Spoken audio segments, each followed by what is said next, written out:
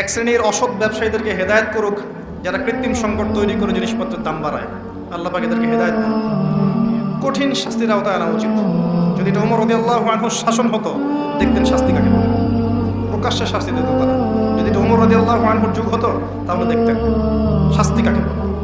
ওমর ইবনে খাত্তাব রাদিয়াল্লাহু আনহুর একজন ছেলে একটা অন্যায় করেছিল, সম্ভবত তিনি মদ পান করেছিলেন, সম্ভবত। কাজী দোররা দিচ্ছে 80 বেত্রাঘাত, দোররা আস্তে আস্তে দিয়েছে, আমিরুল মুমিনের ছেলে জোরে মারা যাবে না।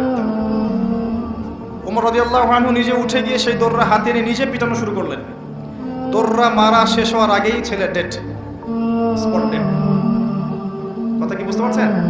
এবার ছেলেকে দাফন করলেন, দাফন করে বাকি দোররা যে কটা বাকি ছিল, এই বাকি দোররাগুলো তার কবরের উপরে মারছে।